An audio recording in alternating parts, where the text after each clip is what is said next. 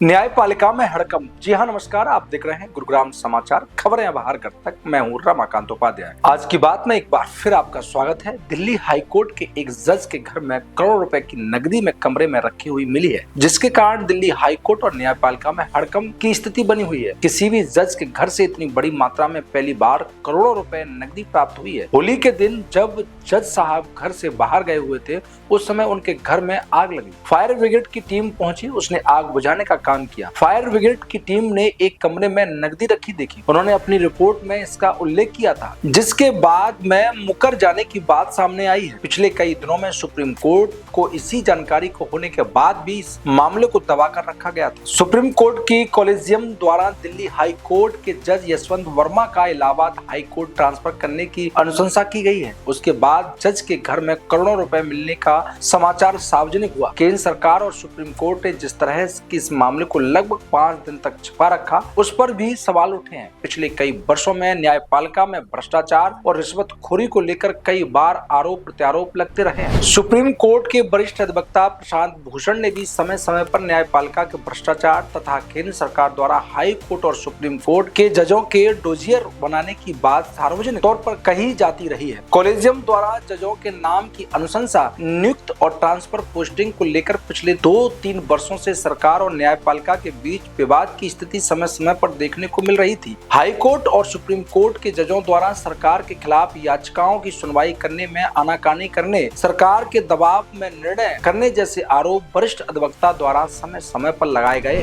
Delhi high court जज यशवंत वर्मा के घर पर करोड़ों रुपए जब्त होने की बात कही जा रही है। इसकी अधिकृत सूचना न तो सुप्रीम कोर्ट के कॉलेजियम द्वारा दी गई है, न ही सरकार ने अभी तक इसकी पुष्टि की है। यशवंत वर्मा अपने कई फैसलों को लेकर विवादों में रहे। लोकसभा चुनाव के पहले आयकर विभाग द्वारा कांग्रेस के बैंक खातों को सीज कर दिया गया था। वर्मा ने कांग्रेस की याचिका बिना सुनवाई तुरंत खारिज कर दी थी। उनके यहाँ से जो भी फैसले हुए हैं वो सरकार की इच्छा के अनुरूप हुए हैं। वर्मा की अदालत से आयकर संबंधी मामलों का निराकरण हुआ है, जिसमें करोड़ों रुपए का विवाद। इस तरह की बातें न्याय जगत में चर्चाओं में है। सुप्रीम कोर्ट की कॉलेजियम ने यशवंत वर्मा का ट्रांसफर करने की अनुशंसा के मामले को रफा दफा करने का प्रयास माना जा रहा है। उसकी तीव्र प्रतिक्रिया न्याय जगत में देखने को मिल रही है। इलाहाबाद हाई कोर्ट और सुप्रीम कोर्ट बार में भी कॉलेजियम द्वारा की गई अनुशंसा को अपर्याप्त माना जा रहा है। न्यायपालिका और व्याप्त भ्रष्टाचार की चर्चा सारे देश में हो रही है। न्यायमूर्ति वर्मा के घर में से करोड़ों रुपए की राशि बरामद हुई है। उसके बाद उनके द्वारा पारित आदेशों का न्याय समीक्षा की बात भी देश भर में जोर जोर से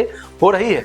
जजों द्वारा जो फैसले दिए जाते हैं, उसकी स्वतंत्र एजेंसी न्यायिक समीक्षा कराने की मांग जोर पकड़ने लगी है। पिछले कुछ वर्षों में हाई कोर्ट और सुप्रीम कोर्ट के जजों द्वारा सिलेक्टेड मामलों की सुनवाई की जाती है। कई वर्षों में याचिका लंबित पड़ी हुई है, उनकी सुनवाई लंबित रखी गई है। लंबित याचिकाओं को एक बहुत बड़े समूह या फिर करोड़ों लोगों के हित जुड़े होते हैं। अदालतों से आधे अधूरे फैसले दिए जा रहे हैं। पहली बार न्यायपालिका एक ऐसे मोड़ पर आकर खड़ी हो गई है जहाँ उसकी विश्वसनीयता पर संकट खड़ा हो गया है। भारतीय लोकतंत्र में न्यायपालिका का हमेशा से विशेष स्थान रहा है। न्यायपालिका की साख जिस तरह से गिर रही है, वह भारतीय संविधान और लोकतंत्र के लिए खतरनाक संकेत है। न्यायपालिका पर विश्वास खत्म हो तो देश में अराजकता फैल सकती है। समय रहते ठोस कार्रवाई समय की मांग है। यहाँ जस्टिस वर्मा मामले की लीप पोत कर छुपाने जैसी बातों को लेकर लोग में आक्रोश पनप रहा है, जिस पर विशेष तौर पर ध्यान देने की आवश्यकता है। तमाम ऐसी खबरों के लिए गुरुग्राम समाचार से जुड़े रहिए। हमारे चैनल को